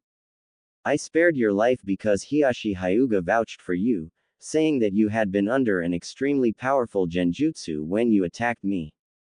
I am thankful for that, Kakashi said with a short bow. Nevertheless, I don't trust you anymore. Make no mistakes, Kakashi. Should you ever raise your hand against your Hokage again, genjutsu or not, you'll become nothing but a smear of blood on my fist. Is that clear? Crystal, Kakashi said. As for Naruto's retrieval, this mission is your chance to redeem yourself in my eyes. Do not fail me again, Kakashi. I won't, Hokage-sama.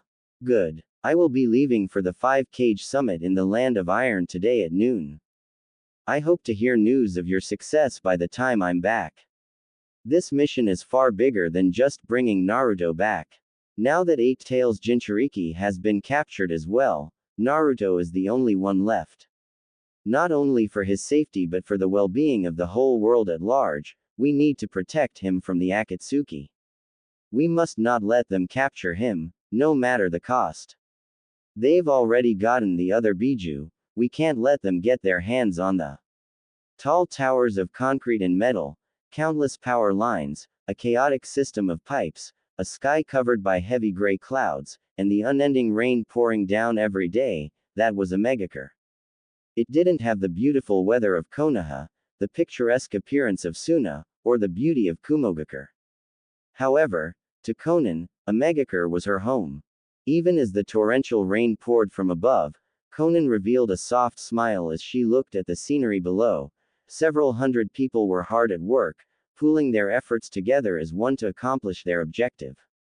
But those several hundred people were all, in fact, one person. They were Uzumaki Naruto and his shadow clones. After coming back from Sunagakure, in spite of how tired he was from the arduous trip through the desert, he went straight to work. Although Konan had already expected that result, Naruto was so disappointed with himself for not managing to secure a trading agreement that he couldn't even look her in the eyes. Cleaning up the massive wreckage and destruction left by Jiraiya's battle against Nagato was the only helpful thing he could think of doing at that moment. I think the Land of Wave would be willing to help me, but they don't have any resources that a megacure needs. From what Konan told me, their economy is based on fishing. Naruto thought as he used an Udama Rasengan to grind to dust a particularly large piece of a broken concrete wall.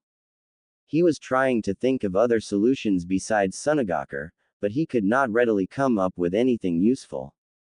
Then, there's the Land of Snow, but it's such a small country, I wonder, do they have anything there? There's also the land of demons, but I don't know much about it, and Konan doesn't either. It's so far away that it takes more than a week just to get there. Buried in work and his own thoughts, Naruto didn't notice Konan watching him from the top of a nearby tower. And he didn't notice the sudden arrival of another person either. Asterism. I've been wondering where the Kyuubi Jinchuriki had disappeared to. I've heard about his defection from Konohagakure, but I did not expect to see him here of all places. That is great. It's like hitting two birds with one stone. A deep voice unexpectedly came from behind, but Konan did not appear to be surprised by it. What are you here for? She asked as she turned around to face him. The black cloak with red clouds on it and the one-eyed orange mask, it was none other than Tobi, or, as she and Nagato knew him to be, Uchiha Madara.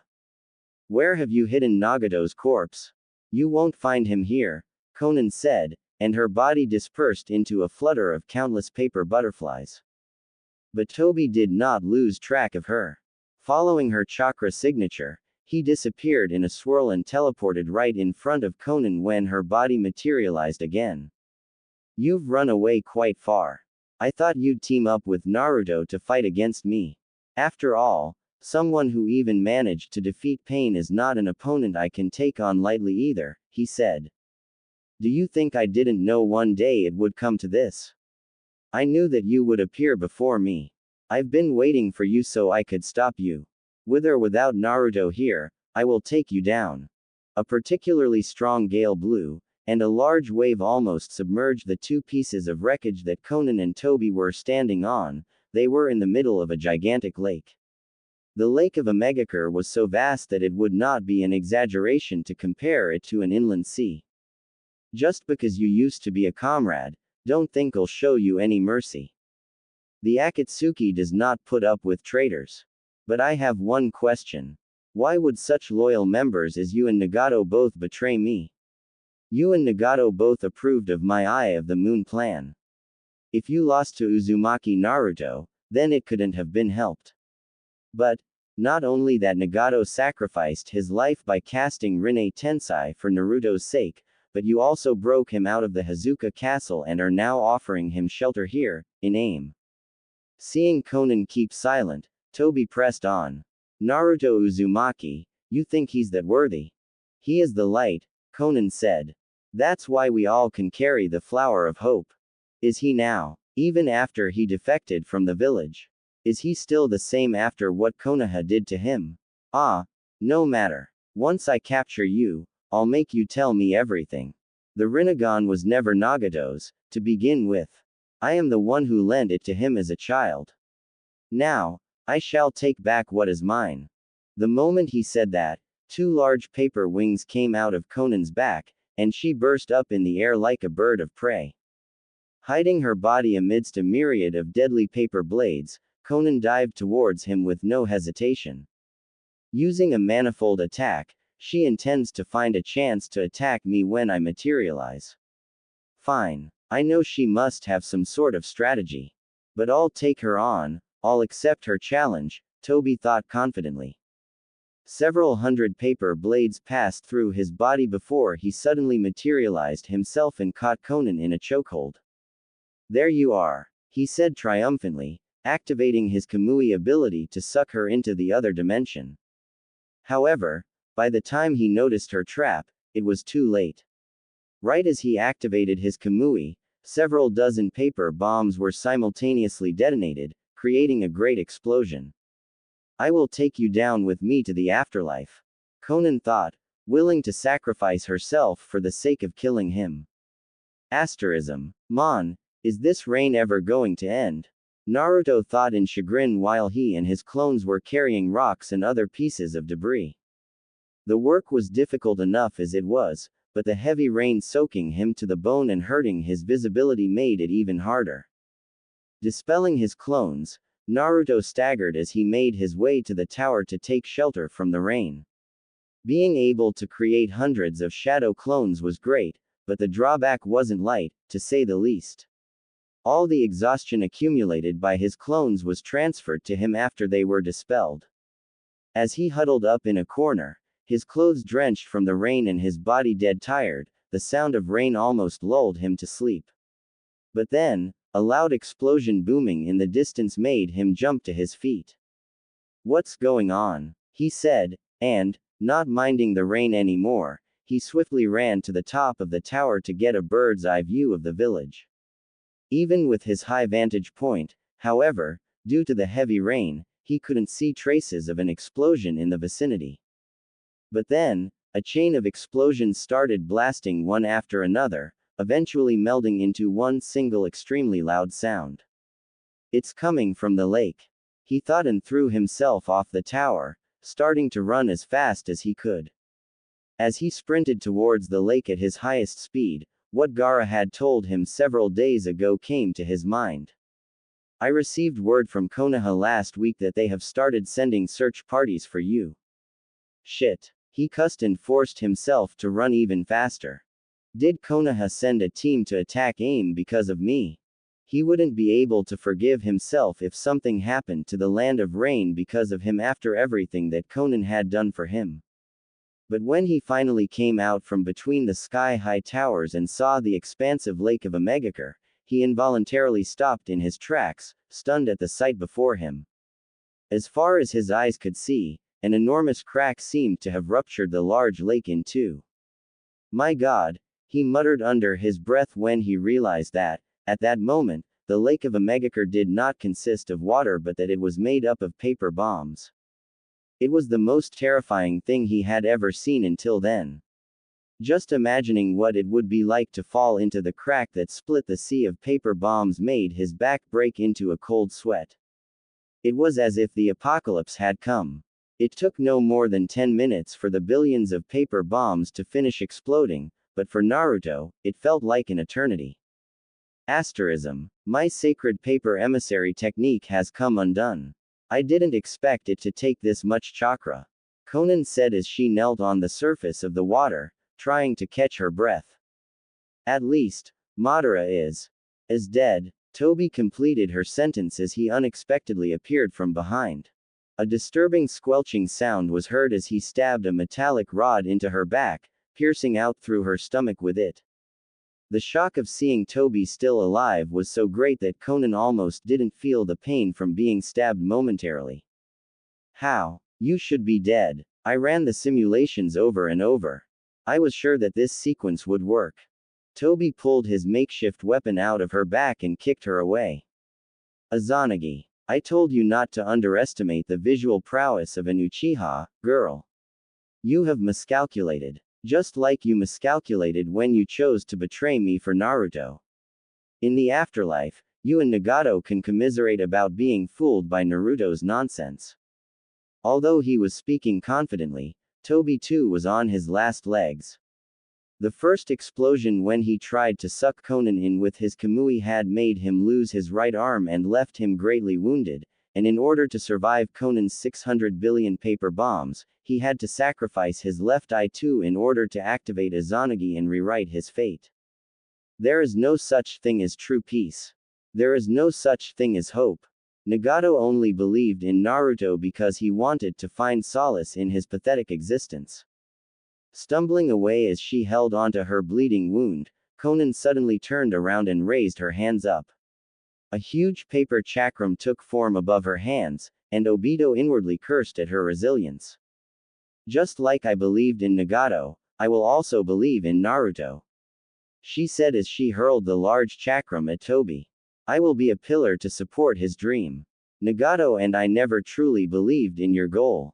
You are darkness. Just like you used us for your plan, we have been using you too all along." And with that, half of her body dispersed into a swarm of shurikens. Even with the visual prowess of his Sharingan, it took Toby several good moments to dodge and block all the projectiles thrown at him. But he was slowly closing the distance as he did that. Having almost no chakra left and with a fatal wound in her stomach, when he finally closed the distance and got to her, this time around, Konan couldn't disperse with another paper body flicker to avoid his lunge. "You called me darkness. Well then, I shall make you wilt," Toby said, his voice filled with killing intent as he grabbed her by the neck and strangled her. He had never expected he would almost die and be forced to use Izanagi in a place like this. He had never taken Konan seriously, much less think that she had designed the almost perfect strategy to defeat him. Konan. A scream came from the side, and Toby only had time to turn his head towards the voice before someone's shin smashed into his forehead. The strength behind that head kick was so high that Toby was sent flying and stumbling for over a dozen meters over the water like a skipping stone. Konan. Konan. Are you okay? Konan. Answer me. Naruto said as he stopped her body from sinking into the water and took her in his arms. What did you do to her, asshole? He screamed at Toby, who was now getting back to his feet. What did you attack her for?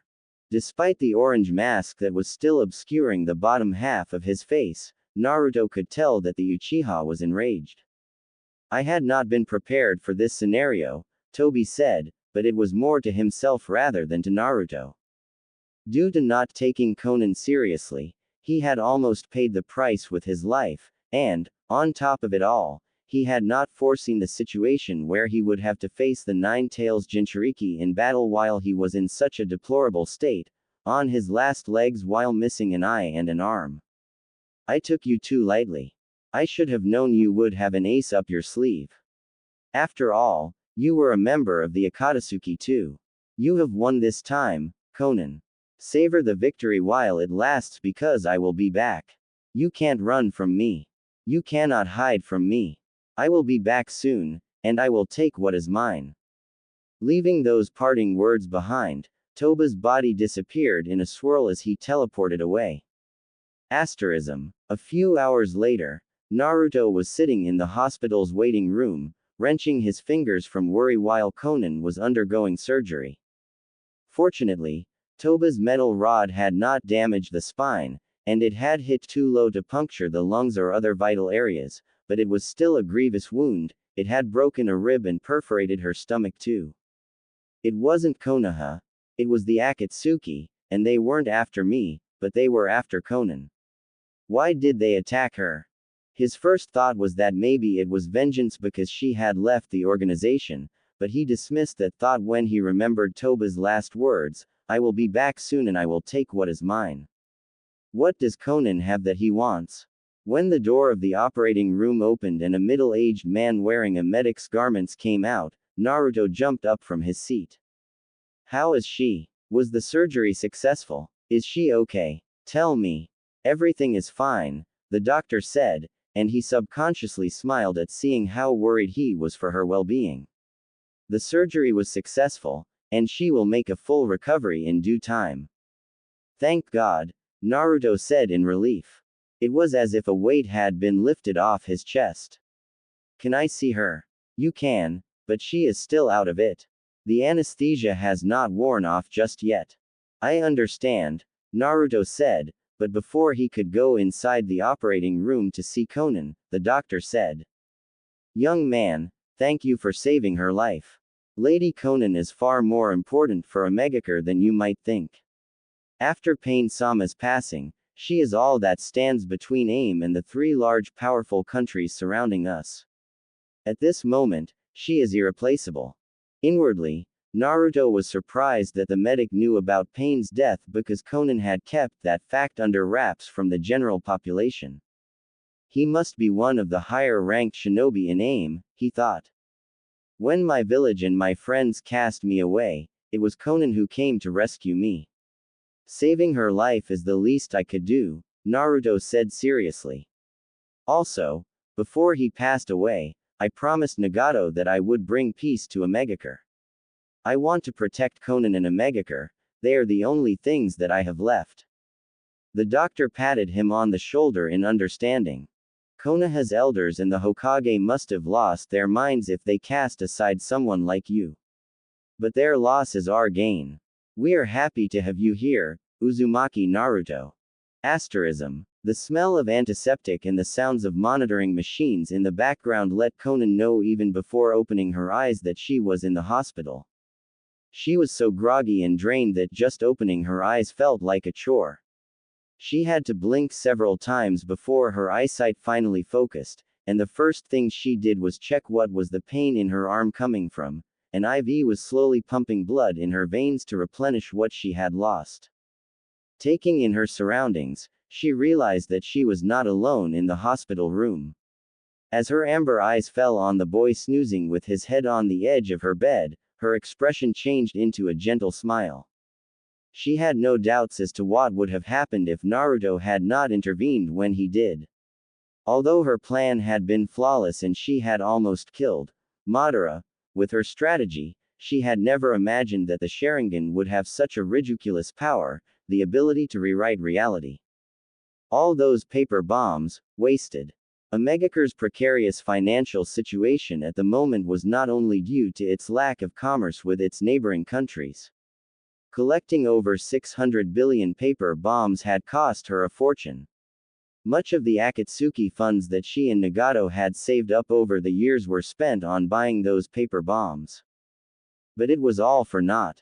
In the end, Madara escaped. But she shook her head to banish those thoughts for the moment. At least I am still alive. I owe Naruto my life, Konan thought, bringing her hand to caress his messy and spiky blonde hair. Although Naruto was exhausted from having worked in the rain with several hundred clones and then watching over Konan for many hours after her surgery, he was so concerned with her well-being that even when he finally fell asleep, it wasn't a deep slumber. The moment Konan put her hand on his head and caressed him, he woke up. However, he did not open his eyes. Her caresses were so gentle that he wanted her to never stop. Nobody had ever touched him in such a manner until then. Eventually, still anemic and tired from how much blood she had lost earlier that day, Konan fell asleep once again. Naruto did not move her hand away from his head. Instead, he continued lying with his head on the bed and put his hand on top of hers. Knowing that she had finally woken up and that she seemed to be fine, Naruto finally allowed himself to relax, and, in spite of the rather uncomfortable position, he was sitting on a stool lying with his head on the bed, he fell into a deep sleep this time. Asterism. As he woke up the next day, Naruto found himself in a completely different place than he remembered. Instead of being in Konan's hospital room, he was back in the room where he had lived ever since he had come to AIM. Once he was done with his morning rituals and put on a new change of clothes, he went to the canteen used by the personnel working in Pain's Tower to have breakfast. If there was one thing that the Land of Rain did not lack in the least, it was food. Omegakure had an abundance of rice, tomatoes, fish, and reptiles of all kinds. That being said, although he avoided dishes based on lizard meat and other oddities, he still had a rich meal.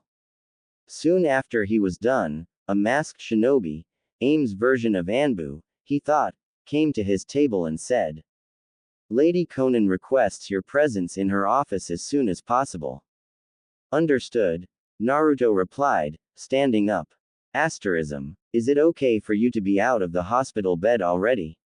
Was the first thing Naruto asked when he stepped into Konan's office. Naruto. You are here, she said as a form of greeting. I won't lie and say I'm already healed. But there are some things that I must tell you, some things that we must do that are far more important than my comfort.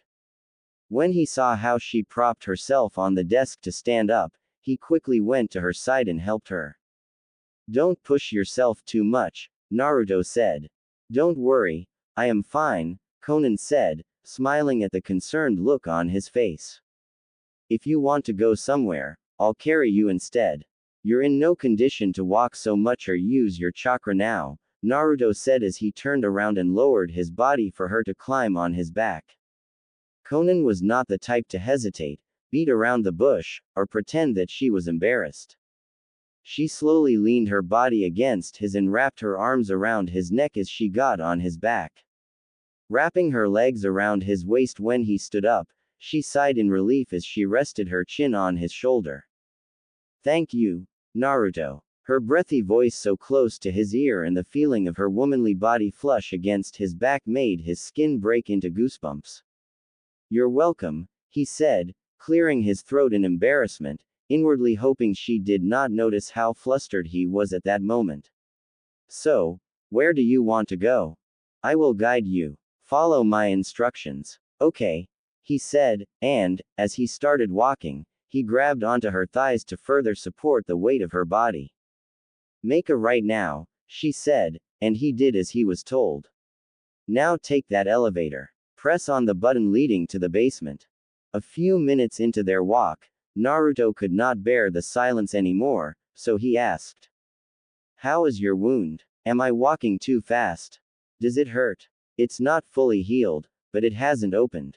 My paper jutsu helps greatly when it comes to bandaging and healing from stabbing or cutting wounds. I see. It's good to hear that. After 2 minutes, Naruto tried to start a conversation again. Why did that Akatsuki member attack you yesterday? He came after something that belonged to Nagato, she answered. We are going there now to retrieve it. Asterism. Beautiful, Naruto uttered when the two of them finally arrived at their destination. It was a very tall and spacious hall with a dome ceiling supported by thick round columns.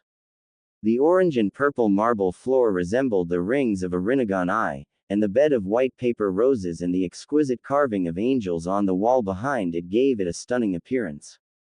On the bed of white paper roses, two preserved bodies lay with their hands interlocked on their chests. They were Yahiko and Nagato. You can put me down now, Konan said softly, and Naruto squatted to help her get back on her feet. Leaning on Naruto's forearm as she walked, Konan slowly led him to stand in front of Nagato. After a moment of silence, she said. The masked member of the Akatsuki came here in order to steal Nagato's Rinnegan. But the Rinnegan does not belong to him. The Rinnegan belongs to Nagato, it is a national treasure of Omegakure. I cannot let it fall into his hands. Who is that man? I saw he had a Sharingan eye, but, as far as I know, Sasuke is the only Uchiha left. Is he an Uchiha too, or did he steal the Sharingan from someone else? Naruto asked. He calls himself Uchiha Madara.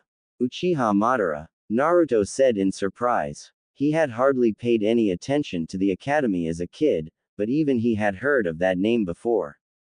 Didn't Uchiha Madara and the first Hokage die a very long time ago? I do not know whether he truly is Uchiha Madara as he claims or not. But he does have the Sharingan, and he is one of the most dangerous shinobi in the world.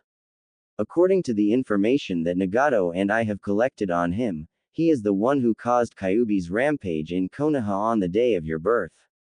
He was behind the bloodline massacres of Kurigakure, and he had manipulated the Mizukage from the shadows with his genjutsu. Hearing her words, Naruto finally connected the dots. He had still not forgotten the warnings of his father's chakra remnants from a few months ago. He could still remember how the fourth Hokage told him to be wary of the man with the one-eyed mask. If he's so dangerous, shouldn't we destroy the Rinnegan? We can't let him get his hands on such a powerful dujutsu. Nagato was the strongest shinobi I have ever seen in my life. The Rinnegan is too powerful to let it fall into the wrong hands. At his words, Konan bit her lower lip. Rationally, she knew that he was right. She also knew that Toby would be unable to proceed with his plan without the Rinnegan. He wouldn't be able to control the power of all the tailed beasts and the demonic statue of the outer path without it. However, I can't do it. This is all that I have left of Nagato. She couldn't bear to destroy the last vestige of Nagato. As an orphan living in a cruel world riddled with war and death, Yahiko and Nagato were all that she had ever had. And, after Yahiko's death, she had grown to treasure Nagato even more than ever before. The two of them had been her family. Naruto didn't know what to say at that. Inwardly, he wondered what he would have done in her place, but he could not find an answer to that question right away. I cannot let the Rinnegan fall into Uchiha Madara's hands, but I can't bear to destroy it either. Saying those words, Konan turned to look at him and she took his hands in hers, her amber eyes peering into his. I want you to have it, Naruto. Konan, I don't know, Naruto stammered, overwhelmed by the importance of the request she had just made. You're carrying the dreams of both Yahiko and Nagato. You are their legacy. I want you to take Nagato's Rinnegan. Please, she pleaded, her eyes boring into his soul.